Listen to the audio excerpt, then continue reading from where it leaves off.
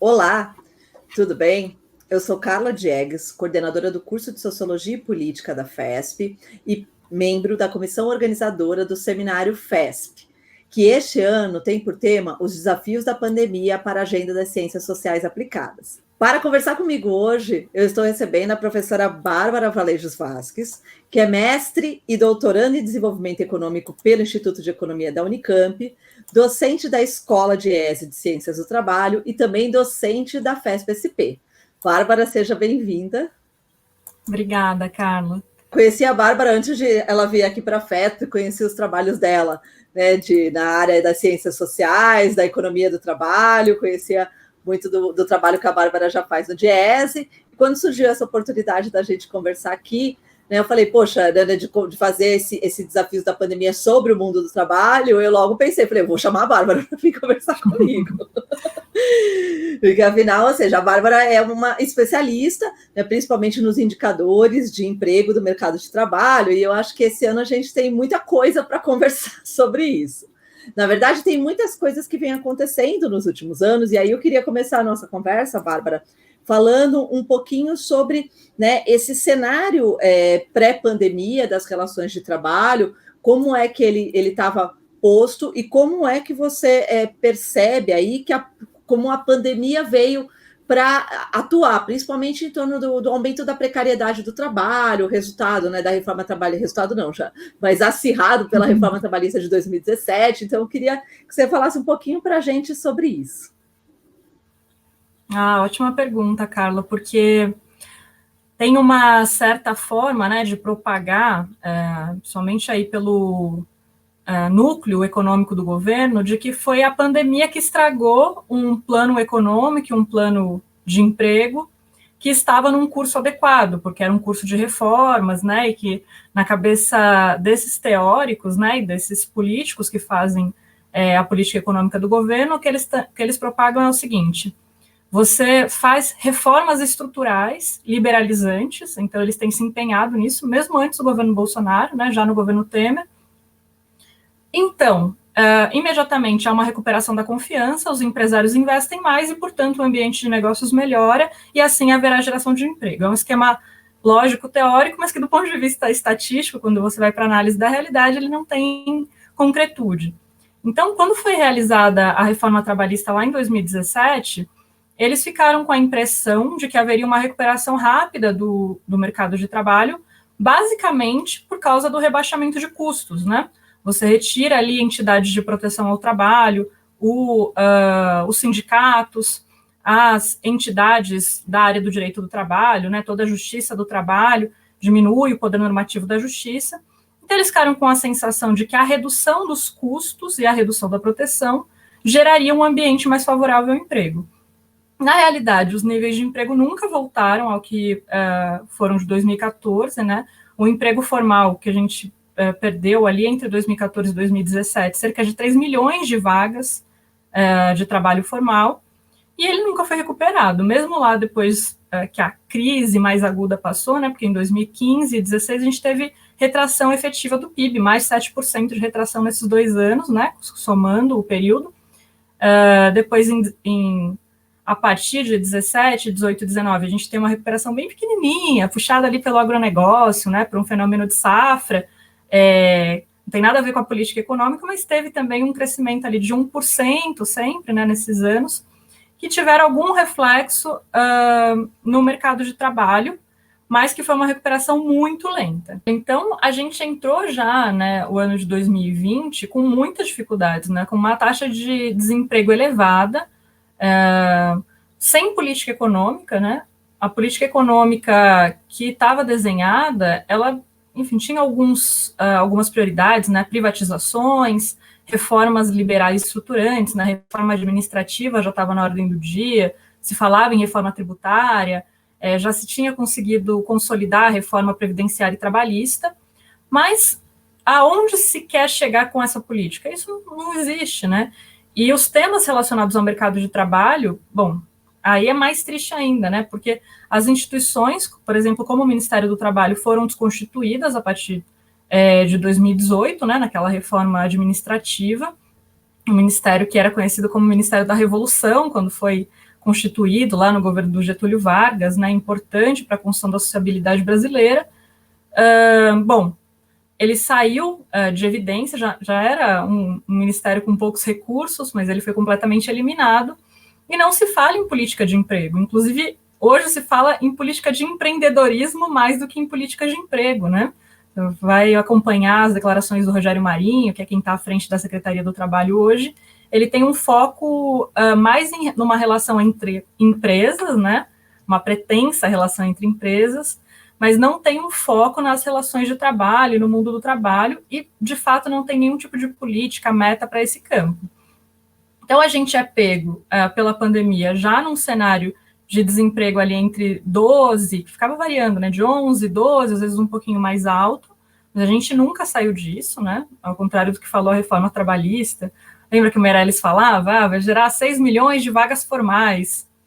Não, a gente, na verdade, nunca alterou o patamar de empregos formais, a taxa de desemprego também ficou variando entre 11% e 12% no período, e quando vem a pandemia, aí o estrago que já estava feito se aprofunda, quer dizer, é como se você tivesse tirado todos os mecanismos de socorro ao mercado de trabalho, no momento em que ele vai passar por uma fragilidade muito grande. É como desmontar um hospital e tentar tratar um doente, entende? A gente está passando por um momento de pandemia quase sem recursos, né, para resolver as grandes questões do mercado de trabalho. Não dá para dizer que a taxa de desemprego está no seu nível mais agudo, porque a gente está em 13,8%, é muita gente, é muito elevado, mas tem que lembrar que existem alguns desincentivos para que as pessoas vão ao mercado de trabalho procurar trabalho. Então, o que aconteceu, na verdade, vou tentar explicar aqui o conceito, é que as pessoas são classificadas como inativas. Por quê? Porque elas não têm um episódio de procura de emprego. E se elas não têm procura de emprego, elas não são consideradas pela estatística como desempregadas. Agora, é muita gente, são cerca de 17 milhões de pessoas que só não estão procurando emprego agora por causa da pandemia. São os dados do IBGE, da PNAD Covid, revelaram esse dado. A maioria, né, 10 milhões são mulheres, 7 milhões são homens, mas é um contingente muito grande de pessoas que vai se somar à massa de desempregados hoje do Brasil.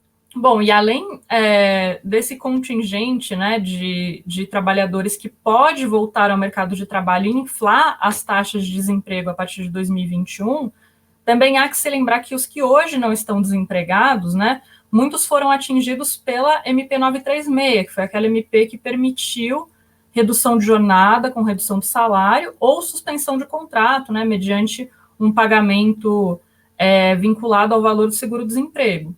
Então, também acabando o prazo dessas políticas, né, eles foram prorrogados algumas vezes, mas acabando o prazo dessas políticas, também vai ter uma pressão no mercado de trabalho, e ninguém sabe ao certo o que vai acontecer com esses trabalhadores. As empresas que aderiram a esse programa, em tese, elas têm que oferecer algum tipo de proteção ao emprego, né, elas deveriam manter o emprego pelo dobro do período em que elas foram beneficiadas pelo programa, mas a gente sabe que é uma proteção um pouco frágil, porque elas podem também indenizar esse trabalhador, e pode ser, né, que algumas empresas de fato adotem essa estratégia.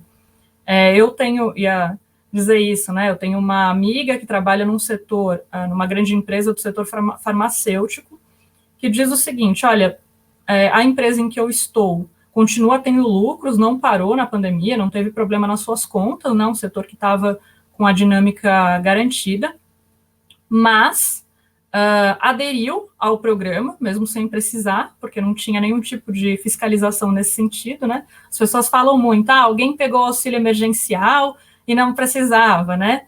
Isso é considerado uma fraude muito grave, a mídia falou muito disso. Agora, várias empresas acionaram ajudas sem que isso fosse fiscalizado, né? Algumas empresas, de fato, não precisavam, mas viram ali uma chance de, ter uma melhora ali nas suas contas. Então, é nesse sentido que eu queria, né, acho que você já deu para a gente um bom panorama aí sobre o mercado de trabalho antes, né, agora durante a pandemia e após, né, porque eu acho que essa é uma grande questão, né, então foram feitos esses esses programas, essa forma de dar um certo suporte, mas é interessante a tua fala de dizer, ó, não, suporte mais para a empresa do que para o trabalhador, né? Tipo, a empresa aí que está sendo bem beneficiada nesse processo, e o trabalhador, porque teve gente que teve suspensão de salário, né? Reduzir o salário, então, ou seja, o trabalhador fala, garantir ali o meu emprego, mas ao mesmo tempo eu estou com redução de renda, não é tão bacana assim. E com essa, né, que ele fala, em tese deveria ter essa garantia de pelo menos a garantia do emprego pelo dobro de tempo do qual a empresa está sendo beneficiada, mas a gente não sabe se isso vai acontecer, né? Então, isso coloca para a gente aí uma perspectiva para 2021 bastante complicada. Mas você colocou uma coisa na sua fala que eu gostei, que eu queria, né, da gente explorar um pouquinho mais para pensar essa questão das perspectivas, que é em função disso, ou seja, de como as empresas, né, estão de alguma forma percebendo, né? De alguma forma percebendo, não, né? Eles sempre percebem isso. A minha fala está errada nesse sentido, né? Ou seja, mas que com a aceleração, né? A gente pode dizer que houve uma aceleração na pandemia do uso da tecnologia para várias coisas, né? Então, a gente no ensino, por exemplo, adotou o ensino remoto, fez, aconteceu, né? E muitas empresas, você reduziu, né, os espaços de trabalho, você adotou o teletrabalho, né? Vamos usar a palavra certa, teletrabalho, não home office, né? Tipo, adotou o teletrabalho, você fez tudo isso, e as pessoas perceberam que é possível reduzir tempos de trabalho, é possível reduzir espaços de trabalho, ter uma economia tremenda nesse sentido. E isso, claro, a gente sabe que impacta fortemente o mercado de trabalho, porque às vezes não é só reduzir os tempos de trabalho, é reduzir a quantidade de pessoas, porque eu não preciso de tanta gente trabalhando naquele tempo, mas eu posso ter menos pessoas trabalhando no mesmo tempo, né? Ou seja, de que forma, então, esse emprego da tecnologia, como é que você também vê como esse emprego da tecnologia vai impactar, além de todas essas medidas que a gente tem, né, que vão impactar já o mercado de trabalho, esse conjunto de nativos que vai voltar a partir de 2021, que a gente sabe que eles vão começar a fazer pressão aí no mercado de trabalho, como a gente vê também a adoção das tecnologias e essa aceleração, né, das consequências da adoção das tecnologias no mercado de trabalho. Ótima pergunta, Carla, porque às vezes a gente olha para o indicador de desemprego, né, e ele está aumentando, mas ele, por baixo dos indicadores, tem muitos fenômenos, né? É isso que eu estava dizendo. Para quem ficou no mercado de trabalho, teve redução de renda, teve alteração da regulação pela reforma trabalhista e depois, como eu disse, né, por algumas medidas tomadas durante a pandemia. Então, uma das medidas que foram tomadas, e que eu acho que foi uma das mais lesivas, né, foi a 927, logo no começo da pandemia, ainda em março, e a 927 dizia o seguinte, olha, o empregador pode, nesse período de crise, fazer antecipação de férias, suspensão de contrato sem pagamento, lembra disso? Que depois foi revogado, porque teve muita reação. E uma das medidas que ele permitia era colocar os trabalhadores em home office sem negociar nenhuma condição, de forma absolutamente discricionária. O que aconteceu? O home office, que era uma forma de trabalho bem tímida, né, timidamente utilizada no Brasil, mesmo em setores que têm condições, do ponto de vista da tecnologia, de implementar, né, o setor bancário, o setor de tecnologia da informação, ainda a experiência era muito tímida. Pela PNAD Covid, nós chegamos perto, aí, em algum momento da pandemia, de 9 milhões de trabalhadores trabalhando a domicílio, né, trabalhando no regime de home office. Ou seja, uma mudança muito profunda e, na maioria das vezes, sem nenhum tipo de regulação. Claro, né, as negociações coletivas agora estão acontecendo, está se procurando reconstituir interpretações sobre esse modelo de trabalho, mas o que acontece? A gente sabe que, para a patronal, essa forma de trabalho é considerada um prêmio, né, para o trabalhador. Inclusive, os próprios colegas, às vezes, reproduzem isso. E, muitas vezes, algumas lideranças políticas também tratam dessa forma, né? Pois bem, sendo um prêmio, o trabalhador, em tese, deveria abrir mão de alguns benefícios ou remunerações para poder estar no home office. Essa é a lógica que a patronal tenta implementar. E o que a gente está vendo, Carla? Está vendo o seguinte, não é só esse fenômeno, são vários fenômenos de flexibilização. A gente está trabalhando isso num artigo também, eu e o professor Eusébio Jorge, que também é professor aqui da FESP, tentando utilizar alguns conceitos da economia política para pensar fenômenos como a uberização, o home office, pensando o seguinte: anteriormente, né, quando você ia pensar ali nos primórdios do capitalismo, um capitalista precisaria ter empréstimos para investir no maquinário, para investir no capital constante e pagar também os salários, então ele anteciparia o capital variável. Se ele ia vender a mercadoria produzida ou não, era um problema dele. Se ele ia realizar ou não, de fato, né, aquele lucro, era um problema do capitalista, ele ficava com os riscos. Hoje em dia, vamos pensar uma empresa como a Uber. Ela não se arrisca, né, ela não precisa de empréstimos a priori. Quem faz o empréstimo para investir no capital constante, para investir nos meios de trabalho, é o próprio trabalhador. E também ela não precisa antecipar salários, porque, na verdade, ela só paga salários, né, pensando que essa forma, de fato, é um emprego disfarçado, é assim que eu vejo, ela só paga o salário se, de fato, ela vender a mercadoria, ela vender aquele deslocamento, que seria uma mercadoria no mundo dos serviços, né? Ou seja, você desresponsabiliza o empregador pela garantia do capital constante e também flexibiliza o momento em que ele gasta com o capital variável, que seriam os salários. Olha que curioso. E no home office também é assim. Você está empurrando, de alguma forma, para os trabalhadores os custos do trabalho. Lógico que tem outras questões, né? Você flexibiliza a jornada, há formas de adoecimento muito profundas. Mas, voltando ao que você perguntou exatamente, me parece que é o seguinte: a gente entrou num cenário de crise desde 2008 e que, de fato, as empresas têm tido muita dificuldade de se recolocarem num cenário de lucros mais elevados, com investimentos elevados. Me parece que o padrão não é mais esse, né? Agora o padrão é um padrão financiarizado, você enxuga o campo produtivo e tenta ter ganhos no mercado financeiro. Muito bem. Se aqui no mundo produtivo os lucros estão mais baixos, o que as empresas estão tentando fazer? Cortar custos. Cortar custos. É isso que você está tentando implementar. E o home office, ele corta custos da folha de pessoal, que são custos importantes, né, principalmente no mundo dos serviços. Então, o setor bancário, a educação, eles vão implementar com muito gosto o home office, porque ele vai auxiliar nesse processo. E ele vai cortar também os custos administrativos. O Banco do Brasil está fazendo projeções sobre a redução de custos com aluguéis, entregando alguns prédios. E ele espera, em 5 anos, economizar cerca de 600 milhões. Alguns prédios. E é claro que isso está sendo repassado para os trabalhadores, né? A gente perguntou isso na pesquisa, todos dizem, olha, aumentei gasto com luz, com internet. É óbvio que o gasto com imóveis também vai ser mais elevado. As pessoas têm que mudar de casa, têm que reformar suas casas, né? Isso é um custo que ainda os trabalhadores vão ter que calcular melhor, né? Vão ter que colocar na ponta do lápis. Mas me parece que essa forma de gestão de empurrar os custos com o que a gente classificava, né, como capital constante, ele está como uma estratégia já desenhada, não só no Brasil, né, mas também aqui no Brasil. Então, não sei se ficam 9 milhões no home office, acho que não, mas com certeza vai ficar um número de pessoas muito maior do que era antes da pandemia.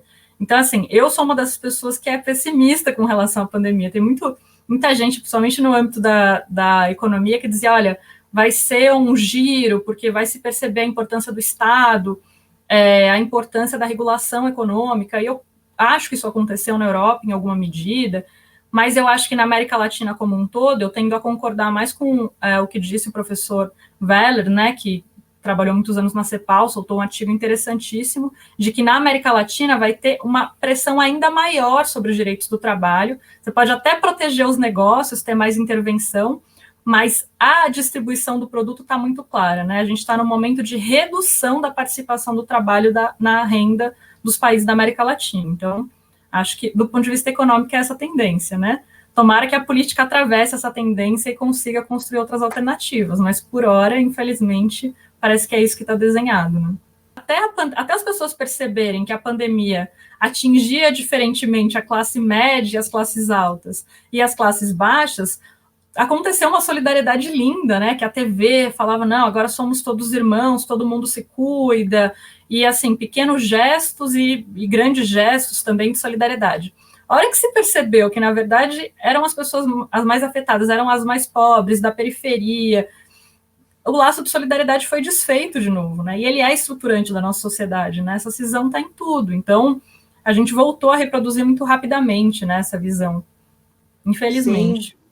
Sim, não, e nesse caso, né, fica bem claro, principalmente, né, por conta do atual governo e tudo, que adotou a política liberalizante desde o início, né, então a gente vem já no governo Temer e depois um governo Bolsonaro, isso fica bem claro, né, a gente até pensa ali, não, tipo, agora o Bolsonaro vai voltar para aquela ideia dele, né, do que estava nos 27 anos de deputado, né, que era uma ideia de um Estado mais forte, mas ele foi vencido pela economia, né, aí pela economia, no caso, pelo mercado, né, foi vencido pelo mercado, pela ideia do mercado. Então, acho que realmente a gente, né, não vai encontrar essa solidariedade, é muito, muito difícil.